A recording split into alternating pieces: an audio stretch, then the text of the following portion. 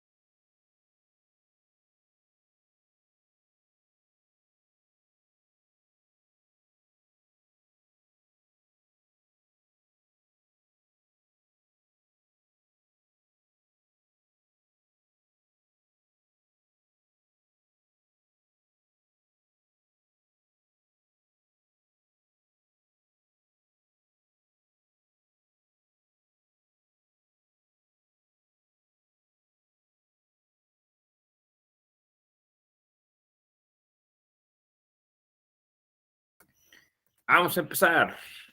Buenos días, compañeras y compañeros. ¿Cómo están? Hola, Manuel. Pues antes que nada, felicidades porque terminaron este diplomado.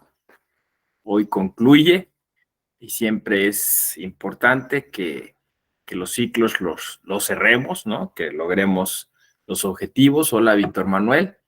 Y pues aquí estamos, ¿no? Iniciamos hace un ratito, Julio César, y me dio gusto acompañarlos en este trayecto. Y qué bueno, ¿no?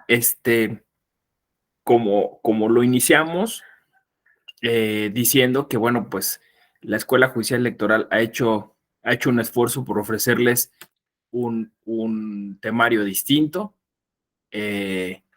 un abordaje distinto, una metodología distinta, que al final de cuentas la idea es que ustedes puedan, hola Fernando, hola Dante, ustedes puedan después con las pistas hermenéuticas que les dimos generar pues su propia metodología, ¿no?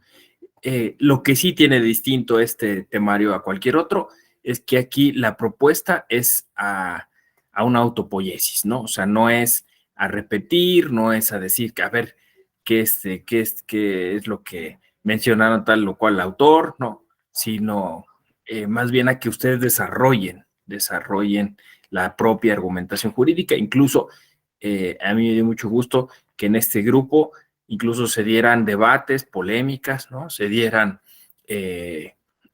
críticas que permitieran eso, ¿no? Argumentar. Porque curiosamente y paradójicamente, la argumentación jurídica tiene ese tenor, ¿no? O sea, decir, de no dejarte argumentar. Decir, no, eso es una falacia, no, tú no tienes la calidad, no tienes la capacidad, a partir de que lo dices, ¿no? Y no hay propiamente una argumentación jurídica.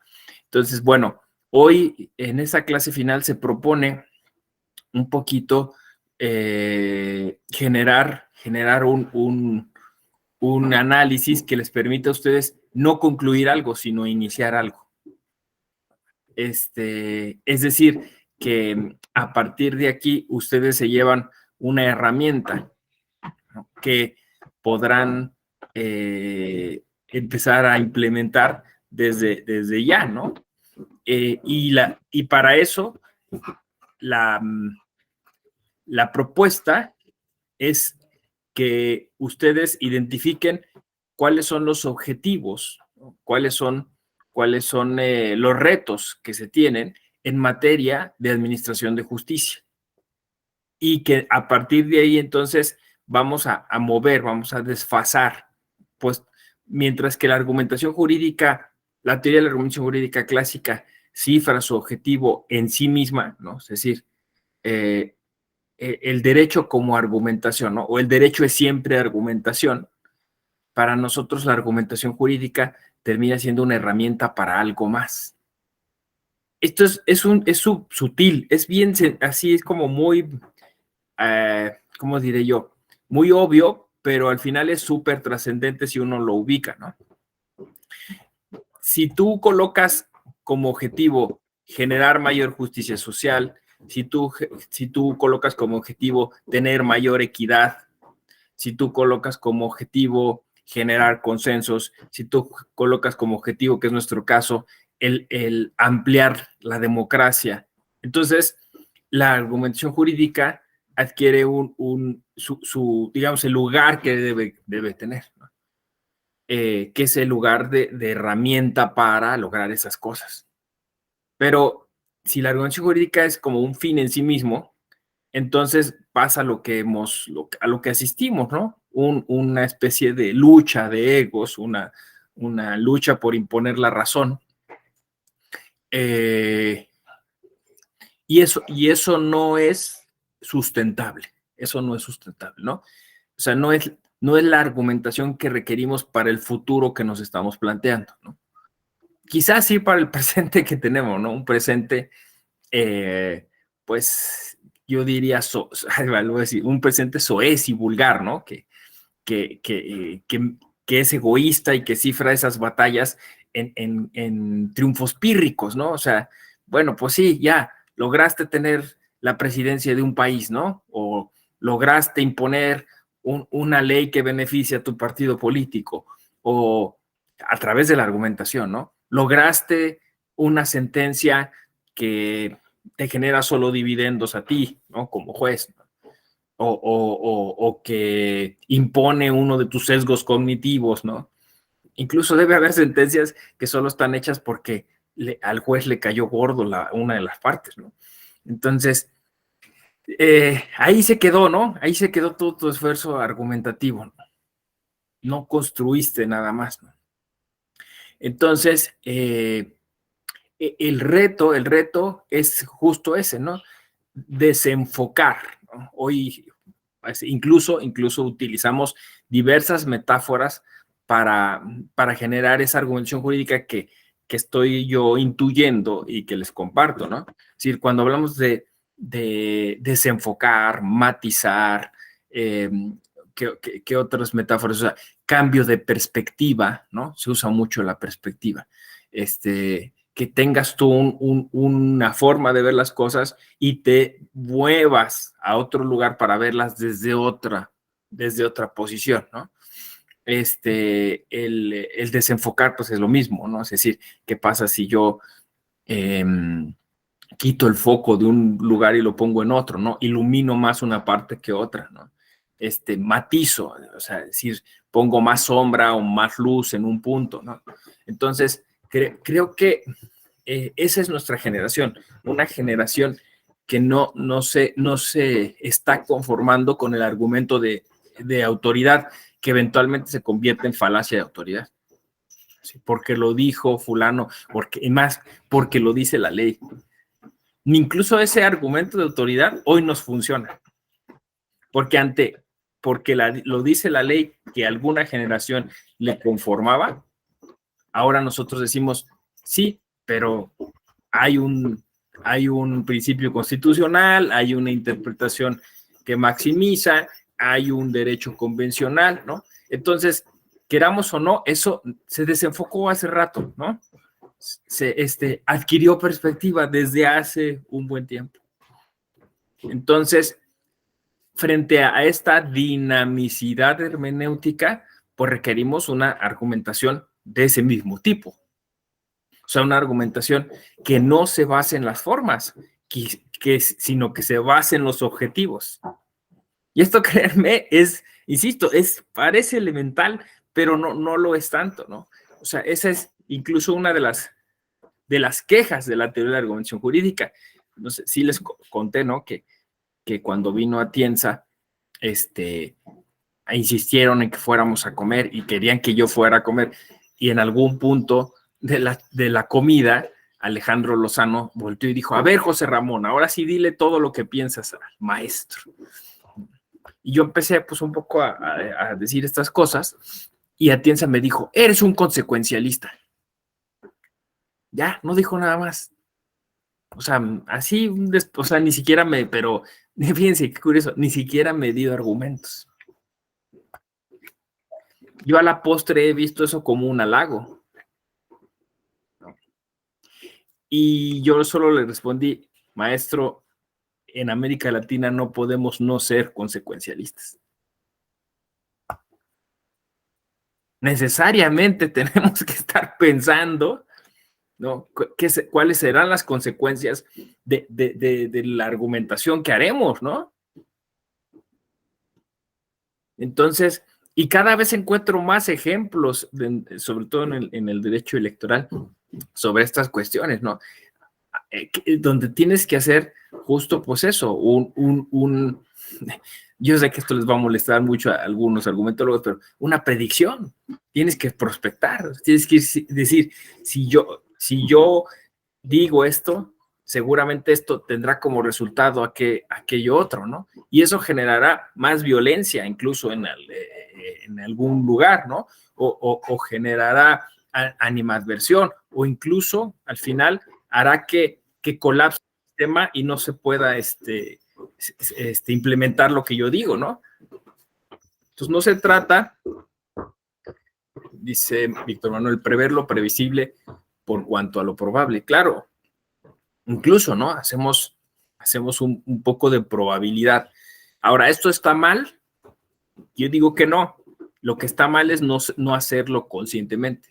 Es decir, yo creo que eso requiere una metodología y que la argumentación jurídica tiene que incluir esta parte, ¿no? O sea, esa parte de pensar cuáles serán los efectos de alguna cuestión, ¿no? Porque incluso si el efecto es que no pase nada, eso debería de importarle a la administración de justicia. Por mucho tiempo decía, es que en este país es dificilísimo aplicar una sentencia, ¿no? Ejecutar una sentencia es dificilísimo.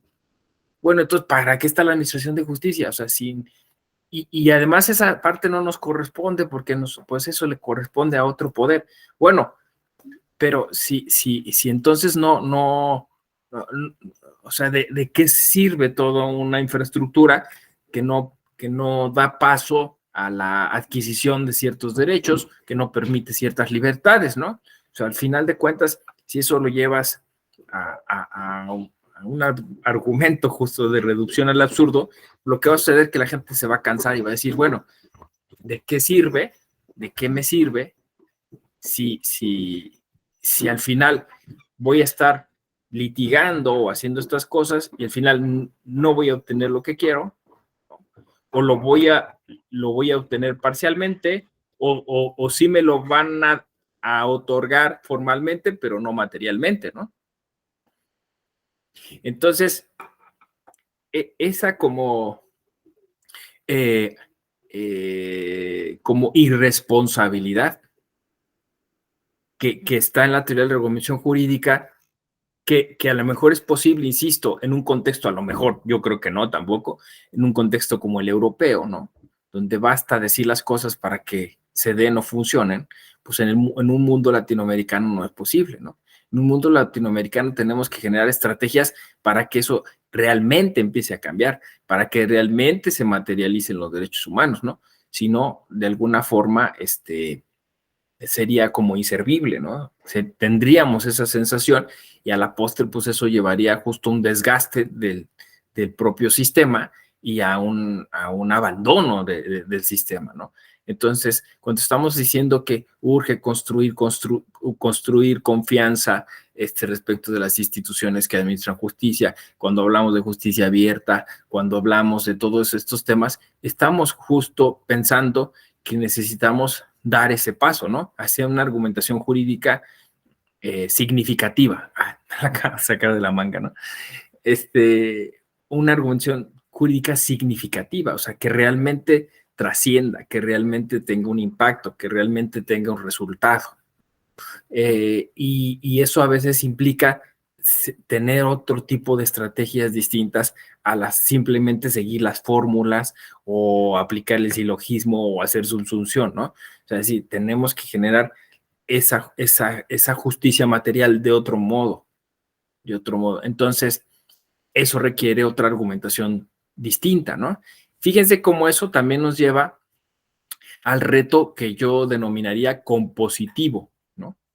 Al reto o compositivista, ¿no? nosotros tenemos un tema que no socializamos mucho porque me parece que se ha convertido casi en un tema tabú, ¿no?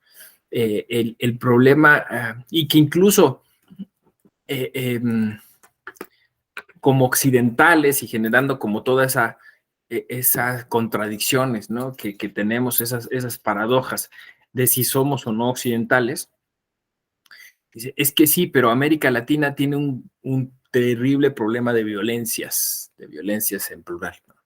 Entonces, no hay nada funciona porque todo lo que implemente la violencia lo termina, pues eso, eh, pervirtiendo, ¿no?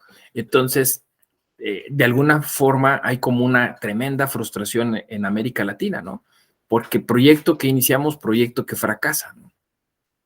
Y pues ya ven, ¿no? Ese el tema por ejemplo, de la reforma penal, ¿no? El sistema penal acusatorio, ¿no?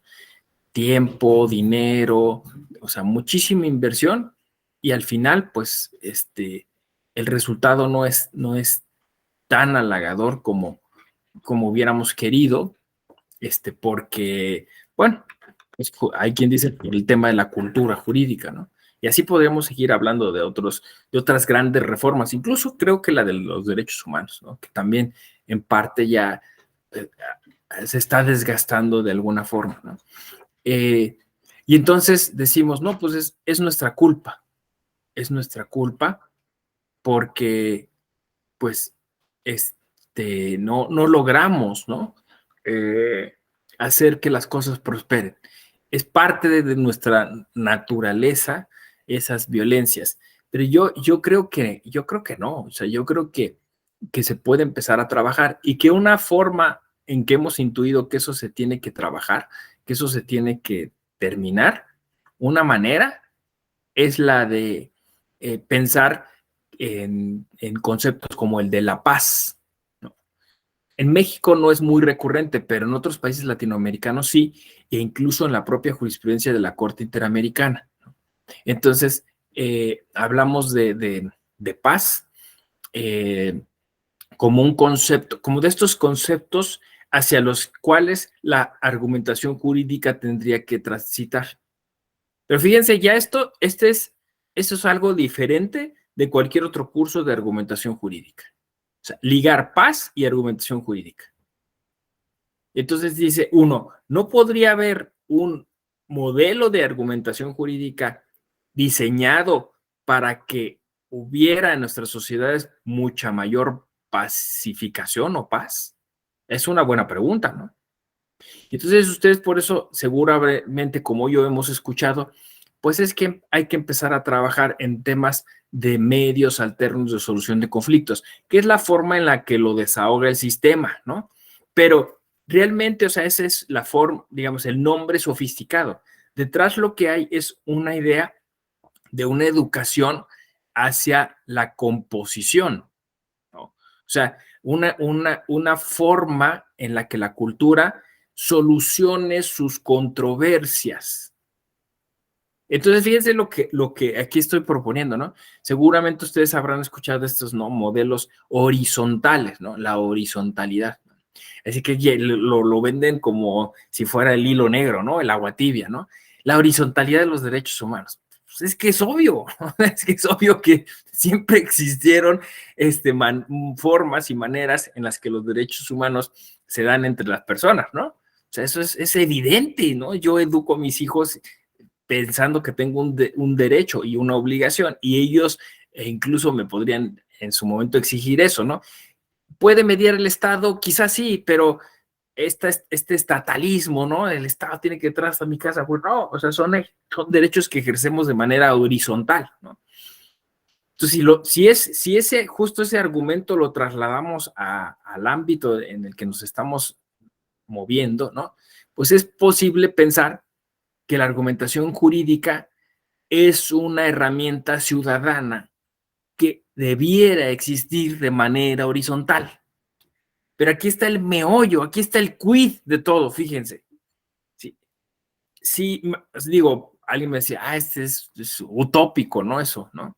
sea, imagínense que las personas tuvieran una formación desde muy temprano de cómo argumentar sus derechos, de que la gente supiera decir, yo creo que tengo derecho a esto, y que las demás personas supieran evaluar, ¿no?, esa posibilidad, decir, efectivamente tienes derecho a esto, no me había dado cuenta, qué bueno que me lo estás explicando de manera ordenada y has organizado tus pensamientos para podérmelo decir, y yo he tenido la sensibilidad para escucharte. Sí, sí, tienes derecho a eso.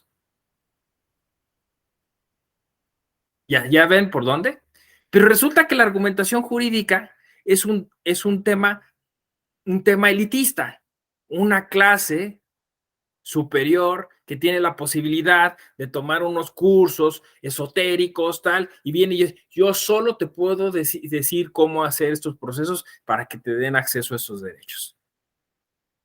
¿Ven cómo hay dos modelos? O sea, un modelo que se va haciendo cada vez más técnico, más complejo, y que incluso va utilizando conceptos, los va haciendo así, pues eso, conceptos difíciles, ¿no?, de adquirir. Le está pasando al derecho electoral, ¿no? Entonces se va haciendo tan técnico que entonces es necesario,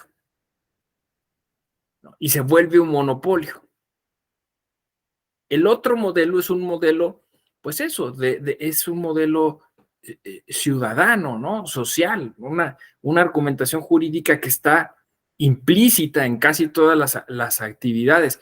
Y ahí quizá incluso yo coincidiría con el propio Manuel Atienza, ¿no?, de que parece que todo el derecho requiere de la argumentación jurídica y que la argumentación jurídica de alguna manera está vinculada necesariamente al derecho, o más bien, que la argumentación está siempre vinculada al derecho, ¿no?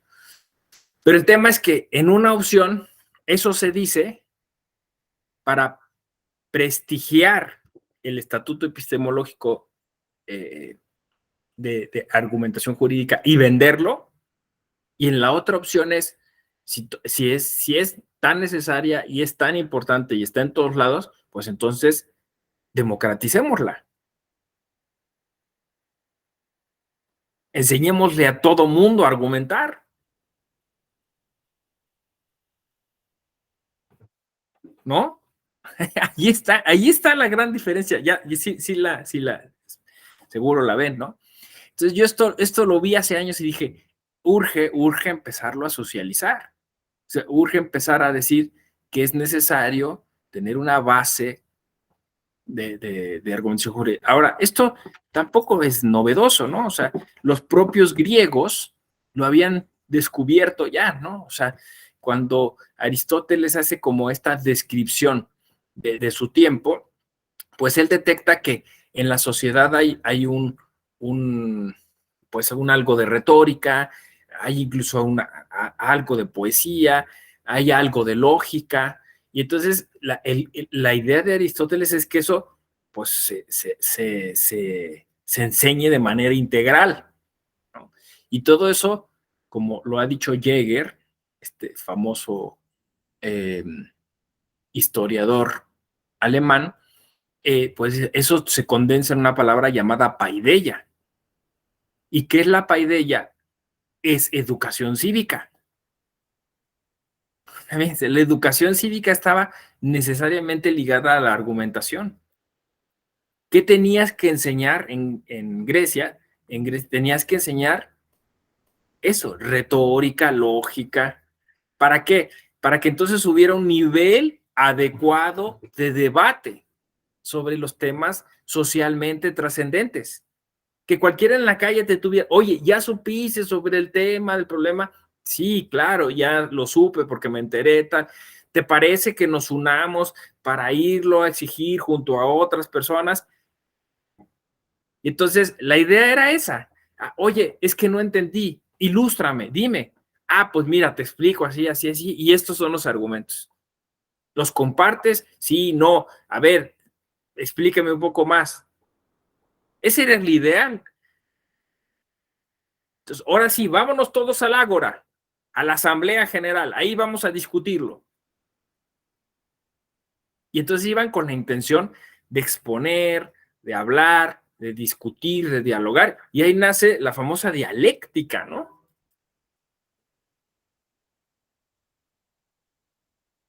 Ese era el ideal democrático, un ideal donde los ciudadanos y las ciudadanas tienen la capacidad de argumentar,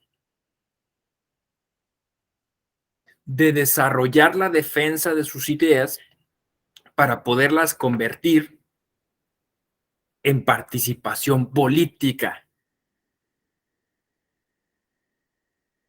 Sí, más o menos. Por eso yo veo en el derecho electoral una tremenda área de oportunidad. Y justo acaba de salir la semana pasada, le puse minimalismo electoral en Animal Político, ¿no?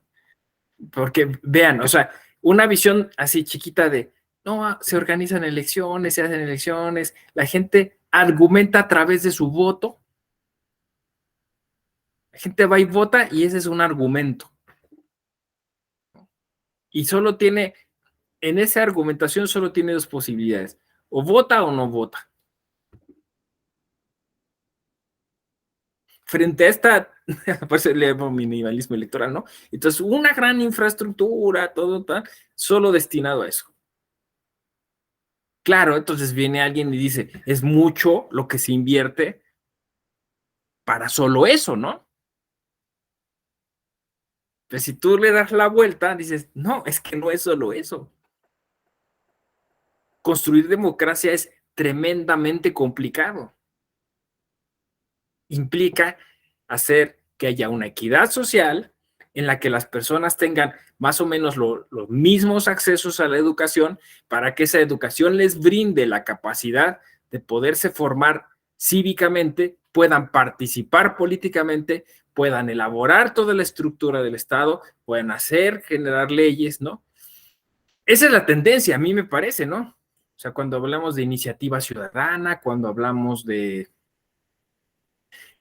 claro, ahí tendría sentido, ¿no? Todas estas formas de democracia directa, ¿no? Hasta la revocación de mandato, todo eso tendría sentido si participáramos políticamente. Pero para participar políticamente tendríamos que resolver antes todos estos temas que estoy apuntando, ¿no? Y entonces ahí sí estaríamos ya hablando de un avance hacia la democracia, ¿no? ¿Qué es lo que está pasando? Pues es que ese modelo que se ve tan claro y tan prístino, pues se enfrenta a una tendencia autocrática que está pues abundando en el mundo y que está haciendo retrotraer a las democracias, ¿no? Eh, entonces, sí es cierto, así como empezamos la primera clase, ¿no? ¿Es necesaria la argumentación jurídica para la construcción del Estado constitucional de derecho? Claro, pero en este sentido, no en el sentido de crear una clase política que puede tener como estos conocimientos sobre argumentación jurídica y entonces implementarlo de manera ilustrada y vertical.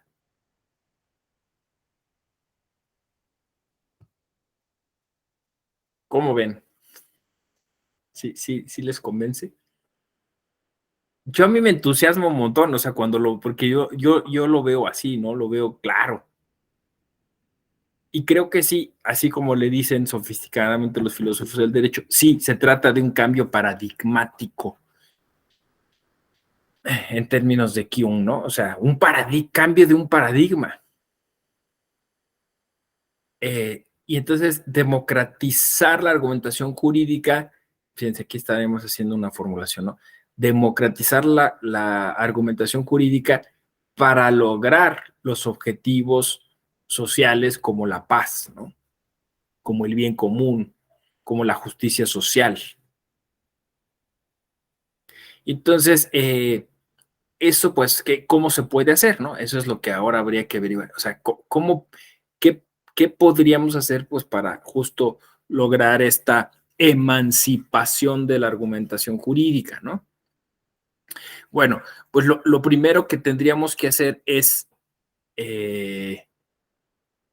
pues es lo que hemos venido haciendo, ¿no? Una crítica a a la forma elitista en la que se estudia, ¿no? Una crítica a la forma vertical en la que se quiere implementar, ¿no? Y entonces empezar a pensar qué otras áreas o en qué otros espacios se argumenta. Entonces ahí te das cuenta que hay muchos lugares en los que se argumenta. Lo que pasa es que no se hace de manera consciente. Entonces, bueno, quizá en América Latina tenemos un tremendo espacio de oportunidad que es la vida comunitaria, ¿no? Nuestras comunidades indígenas tienen una gran capacidad de argumentación, que llamamos la argumentación intercultural, pero pues, o sea, simplemente nos llevan de calle porque ellos cada domingo hacen asamblea, cada domingo toman decisiones, llegan a acuerdos. No voy a idealizarla, pero eh, este, o sea, son muchos los casos, son muchos los años, son muchos los espacios, ¿no? En proporción a los que en las comunidades seguramente, pues sí, algunas se pelearán, algunas tendrán años sin resolver conflictos, ¿no? Pero en proporción son muchos. Ahora, no es solo eso, ¿no? O sea, de hecho, de alguna forma, eso se ha venido haciendo también en el ámbito rural, ¿no? En el ámbito ejidal, o sea, sin necesariamente caer en las comunidades indígenas, en muchos lugares, pues se tomaban decisiones de tipo colectivo, donde la gente argumenta, donde la gente expone, ¿no? En el ámbito escolar, asambleas de padres de familia que toman decisiones, ¿no? En el ámbito vecinal, y de incluso ahí hay una tendencia, ¿no? Cuando hablamos de presupuesto participativo, o sea, cuando hablamos de, de solucionar temas tan trascendentes como el tema del agua, por ejemplo, ¿no? ¿Qué es lo que se viene? Porque vamos a tener, no, estamos a nada de, bueno, ya de hecho en muchos lugares se hace, ¿no? Racionalizar el agua, ¿no? O racionar el agua. Entonces, nos vamos a tener que poner de acuerdo, porque es lo que hay. Ya no vale decir, yo pago mi agua y con mi agua hago lo que quiero, ¿no? Lavo la banqueta así a manguerazos, pues ya no se va a poder, o sea, es una generación nuestra, la nuestra, que tiene que llegar necesariamente a acuerdos porque los bienes comunes son los que son, no hay más. Entonces, esta idea de que hay bienes disponibles y que tú tienes simplemente que seguir un procedimiento para solicitarlos, eso se acabó. O sea, despertamos de esa borrachera derecho humanista en decir, no, tú pide y se te dará, ¿no? Y entonces ahí estábamos, pide, y pues unas cosas nos las retrasaban, ¿no? Porque pues no hay para todos, ¿no? ¿Sabes qué? Te faltó esto, aquí te faltó para completar el formulario esto otro, ¿no? Aquí. Y hay gente que pues se cansaba, ¿no? O que simplemente el tema de la proletarización, bueno, discúlpame si tengo necesidad de este bien o de este servicio, pero ahorita no tengo tiempo porque tengo que irme a trabajar. Entonces, todos estos mecanismos del Estado pues hicieron que, que, eh, que de alguna forma esa gestión de la esperanza por tener algunos bienes pues fuera eficaz. Pero, o sea, estamos a nada de descubrir que el Estado no nos puede, bueno, ya muchos ya lo descubrimos, no nos puede dar todo lo que queremos, ¿no? Y entonces pues, tenemos que generar estrategias más horizontales para llegar a eso, ¿no? Y hay una tremenda pregunta, ¿no? O sea, en ese momento, ¿el denominado Estado tendrá que cambiar? O sea, tendrá que llamarse de otra forma, tendrá que ser otro tipo de organización política y social, porque si es insuficiente, pues ¿para qué lo quieres, no? O sea, si al final tú te lo vas o sea, junto con tus vecinos o con las demás, ya está pasando en muchos lados, ¿no? En muchos lugares, ¿saben qué? Pues aquí nos vamos a organizar para darnos seguridad, porque el Estado no nos la brinda, ¿no? y se organizan, ¿no? En muchos lugares, esos servicios que el Estado debiera brindar, los está brindando, se los está autobrindando la propia comunidad. Entonces, ¿qué va a pasar cuando eso sea generalizado? ¿Para qué pago impuestos si de estas maneras estos servicios los hacemos entre nosotros, ¿no? Esa es una gran pregunta. Siempre me ha generado ahí curiosidad, ¿no? Entonces, bueno, en ese momento la argumentación jurídica será sumamente importante, porque para jerarquizar, para priorizar, para decir qué atendemos primero, pues habrá que argumentar.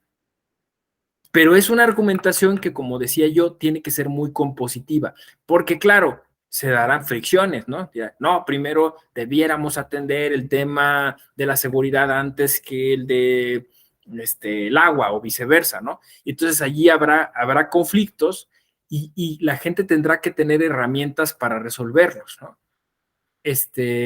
Tendrá que saber, bueno, pues si yo me voy por este lado, voy a acrecentar el conflicto, si yo utilizo esta palabra, incluso, ¿no? Voy a detonar pues un tipo de reacción que no quiero, que no será favorable, ¿no? Entenderé que no tengo que imponer mis razones necesariamente, que tenemos que ir sobre objetivos comunes, ¿no? O sea, si se fijan, son estrategias que tienen que ver con un tipo de argumentación, pero no esta argumentación clásica, sino con la argumentación que genera consensos, que genera acuerdos, que escucha activa, le dicen, ¿no? Es decir, que escucha y va más allá de lo evidente, ¿no? Que ve, pero va más allá de lo evidente y entonces observa, ¿no? Entonces, estas facultades o competencias ciudadanas que hoy no tenemos, y ustedes y yo seguramente hemos estado en un montón de conflictos en los que dices, hijo, es que se dio porque no escuchó, ¿no? No escuchó, le estaba diciendo otra cosa y entendió otra cosa y ya se pelearon. Y llevan años peleándose por una palabra mal dicha o por una palabra que entendió mal o descontextualizada o lo que sea, ¿no? Es increíble, ¿no? Dices, bueno, pero pasa, ¿no? Y entonces a lo mejor desde muy pequeñitos a los niños habría que enseñarles a escuchar, a ser empáticos. Son estos los conceptos. Analizar y diagnosticar problemas, a tener tolerancia a la frustración,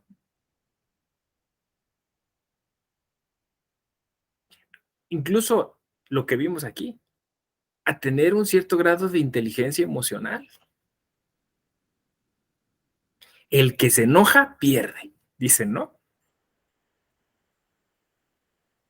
A ver, es un súper argumentólogo, pero a la primera se enoja y pierde todo, ¿no? Entonces, ven, o sea, ven cómo es más complejo de eso y van avanzando las neurociencias y nos van diciendo que tenemos sesgos cognitivos y van avanzando las técnicas justo de comunicación y nos comentan que, bueno, pues a veces tenemos condicionamientos sociales que nos hacen hacer cosas incluso con nuestra voluntad y van avanzando también riesgos como el tecnológico, ¿no? Porque entonces el algoritmo nos va imponiendo cosas y nos va haciendo hacer cosas a lo mejor no tan razonables. Entonces, el reto, vamos a llamarlo así, el reto de la argumentación jurídica se pone interesantísimo porque supone mantenernos ecuánimes, pero no solo nosotros, porque eso no es sustentable, sino que la mayoría se mantenga ecuánime, ¿no? Porque, a ver, yo estoy ecuánime, pero salgo y mi vecino no lo está.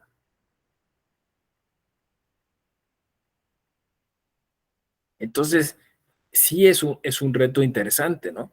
Es un reto interesante que implica, vuelvo a lo mismo, un cambio paradigmático, ¿no? Un cambio en los valores, en los principios, en la jerarquía, en los objetivos, en los retos, en las maneras.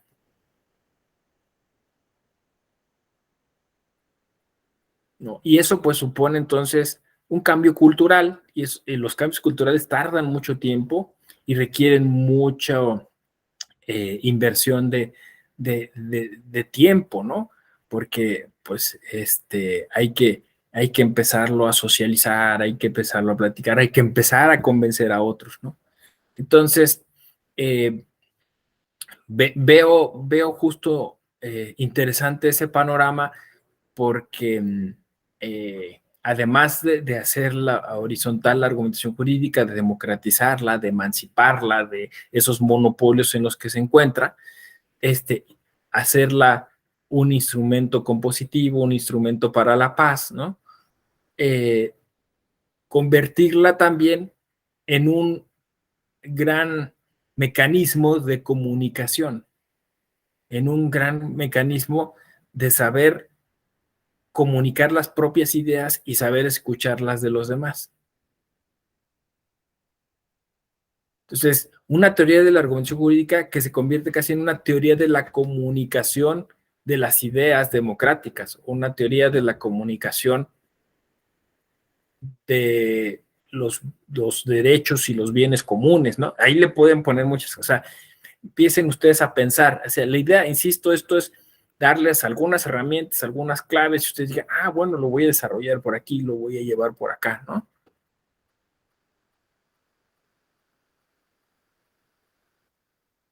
Claro, esto tiene que en algún momento permear a la capacitación judicial, ¿no? O sea, en algún momento el funcionario, el servidor público adscrito a los tribunales tendrá que empezar a tener esta capacidad también, ¿no? Esta capacidad de escuchar, que es con lo que comenzamos este diplomado, me acuerdo, ¿no? Es que los jueces parece que resuelven irracionalmente, ¿no? Parece que no tienen un método, un modelo, aunque hacen el make-up, ¿no? O sea, es decir, le ponen maquillaje, le echan crema a sus tacos y dicen que hicieron el test y no sé qué, ¿no? Entonces parece que hay un modelo, pero parece que no hay un modelo, ¿no? Es decir, un modelo que es discursivo, que es aparente, pero pues que en el fondo no lo hay, ¿no? Entonces, ¿cómo es esto, no? Que sepan tener escucha activa, que tengan inteligencia emocional, que sepan encontrar áreas de oportunidad, que hagan un trabajo eh, pues eso, integral, ¿no? En donde pues resuelven pensando en las consecuencias, pensando en todos los actores que están, ¿no? Y ya lo había yo dicho, ¿no? Incluso que resuelven tratando de hacer entender a quien participa que no necesariamente uno gana y otro pierde, ¿no? Al final todos perdemos tiempo, ¿no? Si vamos a un juicio, ¿no? Ya en eso tenemos algo en común, pero seguramente todos ganamos algo, ¿no? Porque si se hace bien, si se hace bien la administración de justicia al final, estamos ganando el fortalecimiento mismo del sistema, ¿no? Y esas cuestiones habría que empezarlas a discutir. Y eso nos llevará, decía yo, a una teoría de la comunicación. Hoy por eso hablamos de narrativas. No sé si es que se escucha, ¿no? Es que la narrativa está construyendo esta narrativa, ¿no? Entonces, realmente lo que estamos transversalizados o atravesados por distintas narrativas que va construyendo quien tiene el tiempo, quien tiene el dinero, quien tiene los recursos para pues incidir en los medios de comunicación, en las redes sociales, ¿no? Entonces, son narrativas que no necesariamente son democráticas. Entonces, tenemos que empezar a pensar la organización jurídica también en términos sociales, ¿no? De narrativas sociales. Porque al final hay muchas cosas que son performativas. Es decir, a lo mejor hoy no tenemos paz, pero si empezamos a insistir, es un coco wash, ¿no? Nos empezamos a hacer todos los días, podemos llegar a ser una sociedad pacífica, podemos, insistimos, en una de esas lo logramos, ¿no? Porque de alguna manera estamos cambiando la narrativa y la narrativa hace que también empecemos a cambiar prácticas y así, ¿no? Por eso es que es tan importante y lo vimos en su momento, cómo todo esto tiene que ver a veces con sistemas de pensamiento y a veces tiene que ver con lenguaje y a veces tiene que ver justo eso, ¿no? Con la construcción de conceptos que a la postre nos llevarán a generar prácticas adecuadas para vivir en sociedad. ¿De todo eso se trata la argumentación jurídica? Sí.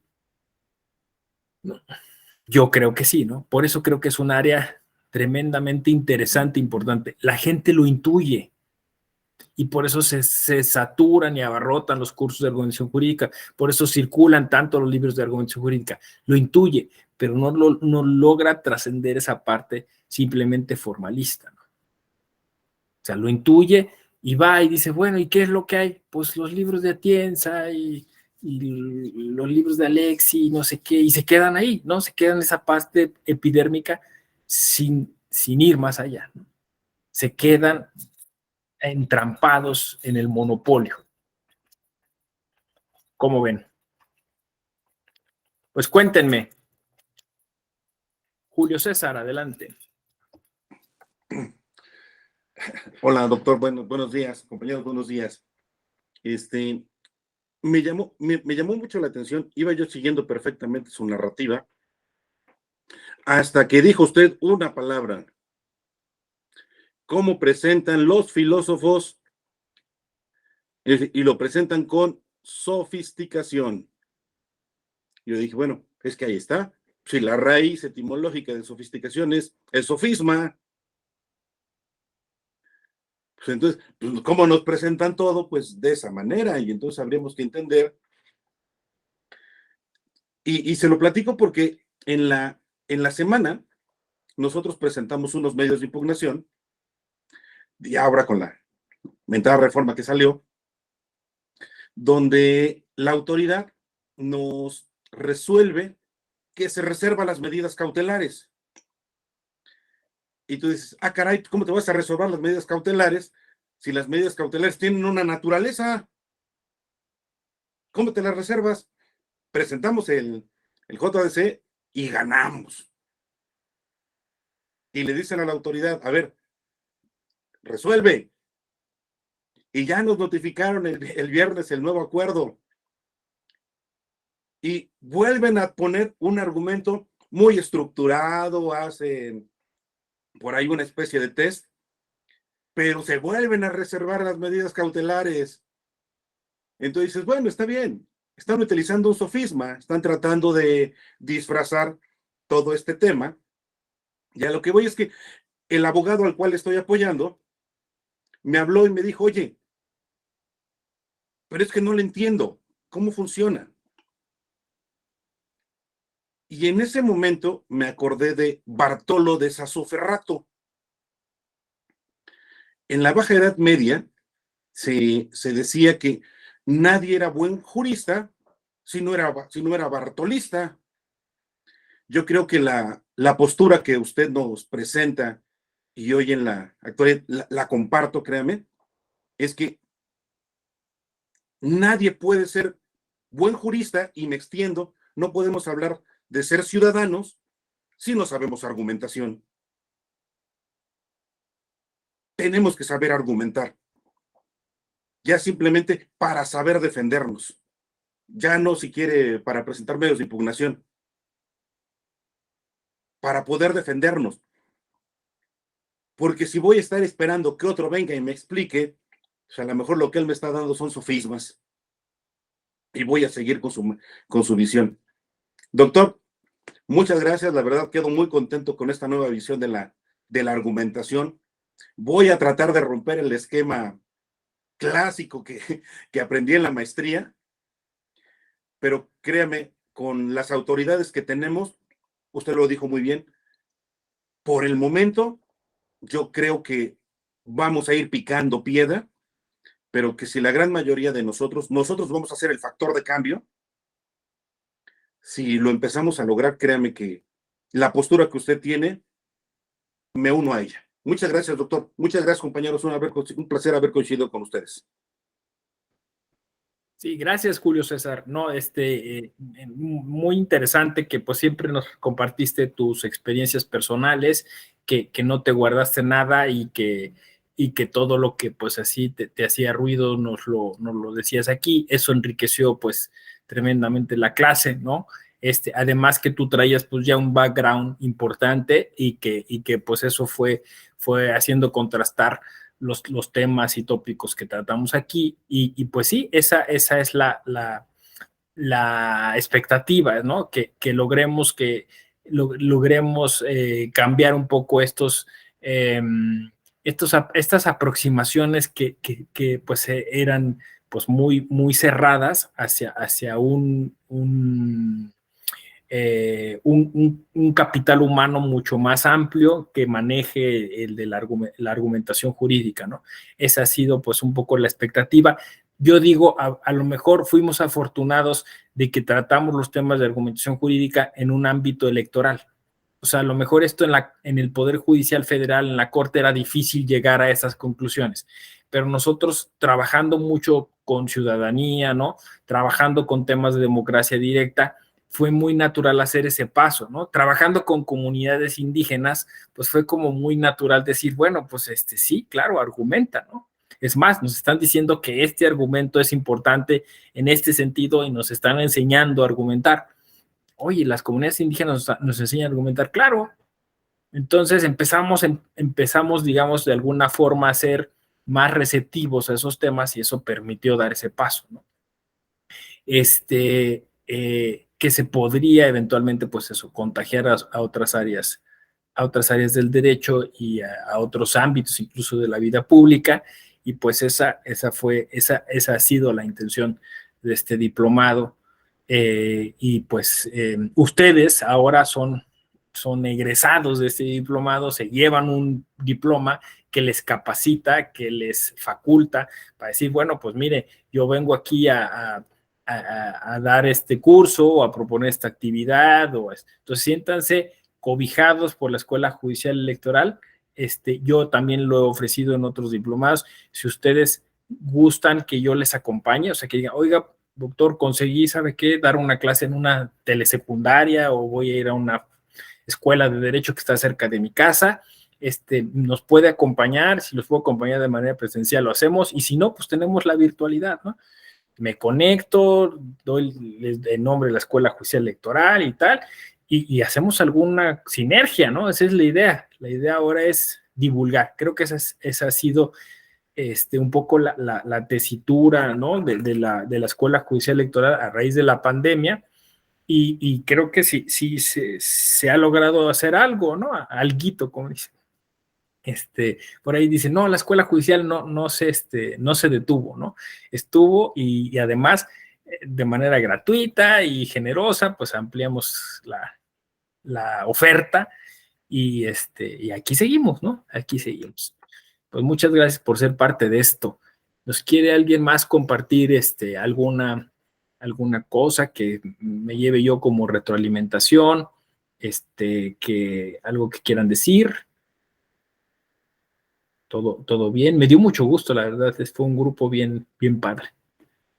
Okay, uno dice, a las 7 de la mañana hablando de argumentación jurídica, sí se pudo. Sí se pudo y se pudo con éxito. Oigan, pues yo les deseo mucho éxito en lo que emprendan. Insisto, estaré pendiente, ya sea en el correo de la Escuela Judicial Electoral, a través de las redes sociales. Pues esta era la clase final. Era así, justo para cerrar, hacer una conclusión. Benito, adelante. Bueno, doctor, solamente agradecerle digamos, por la coordinación del diplomado. Me llevo un gran aprendizaje respecto, digamos, a una nueva óptica de la argumentación jurídica que se basa en consensos, en acuerdos. Y pues bueno, pues agradecerle las clases y a mis compañeros. Gracias a ti, Benito. Y qué bueno, pues ya, miren, igual si ya aquí formaron un grupo, pues igual, no sé si están conectados, si hay una manera, creo que un correo, ¿no? Pero que ustedes, o sea, pudieran estar en contacto también, ¿no? Pues pudieran, esa sería también un buen resultado ¿no? Siempre es una oportunidad, un grupo, un equipo siempre es una oportunidad, ¿no? En muchos sentidos, colaborativo, digo yo, ¿no? Es que esa es otra de las características que tendría que tener la argumentación jurídica. Pues muy bien. Miren, ahí Oscar comparte su WhatsApp. Perfecto. Pues sí, aprovechen. Yo siempre digo eso, ¿no? Porque miren, aquí hay alguien que tiene el contacto que a alguien más le sirve, ¿no? Ando mal de los riñones. Yo con mi primo es especialista, ¿no? Órale, va. Acabo de ver tal película. Sí, a ver, recomiéndamela, ¿no? Así, en esas cosas sencillas, o otras más complejas, ¿eh? Siempre es una oportunidad, siempre es una oportunidad. Oscar, adelante. Hola, buenos días, doctor. Bueno, solamente también agradecer a usted por pues, desarrollar este diplomado, ¿no? A todos mis compañeros, con mucho gusto. Y también, pues, agradecer que, como dije la vez pasada, lo voy a repetir, a pesar de que, pues, no somos abogados, hemos podido entender, a lo mejor no el total, pero sí, lo básico, lo necesario, ¿no? Para comprender lo que es la argumentación. Y bueno, yo todavía estoy, esta semana pienso leer el libro que nos mandó. Yo creo que eso me va a dar todavía más entendimiento de la argumentación, porque pues esto es nuevo para mí. Es mi primera vez que yo escucho esta palabra, argumentación jurídica. Y bueno, yo creo que, como dije la vez pasada, se ha cumplido el propósito de este diplomado, al menos en mí, que no soy abogado. Gracias, es nada más lo que quería decir. Sí, no, al contrario, Oscar, a ti que pues lo enriqueciste y que de igual manera participaste y desde pues tu perspectiva incluso multidisciplinaria, ¿no? Ciudadana incluso, ¿no? Porque eso yo creo que también es importante, es decir, yo argumento desde mi visión de ciudadano, ¿no? O sea, no tiene, no, como decía Julio César, ¿no? No solo el que fue a Alicante, ¿no? O sea, no, si no fuiste a Alicante no puedes hablar de argumentación jurídica. Pues no, o sea, yo creo que al contrario, ¿no? Que fue a Alicante va a pervertir un poquito el tema de la argumentación jurídica. Porque el maestro Atienza dijo esto. Oye, aquí se trata de lo que estamos discutiendo, ¿no? De lo que el señor que es de España, pues piense, ¿no? Muchas veces me decían, pero es que a Atienza no le va a gustar. O sea, a mí que no le guste, ¿no? A mí lo que me importa es que funcione, ¿no? Aquí. Muchas gracias, Oscar. Bueno, pues muy bien. Pues si no hay más, les despido, les saludo. Gracias por todo. Gracias totales. Cuídense mucho y nos vemos en una próxima ocasión en algún otro espacio de la Escuela Judicial Electoral. Gracias, Cristian. Cuídense. Gracias. Gracias, nos vemos en otro diplomado. Hasta luego. Bonito día. Bye. Bye, bye.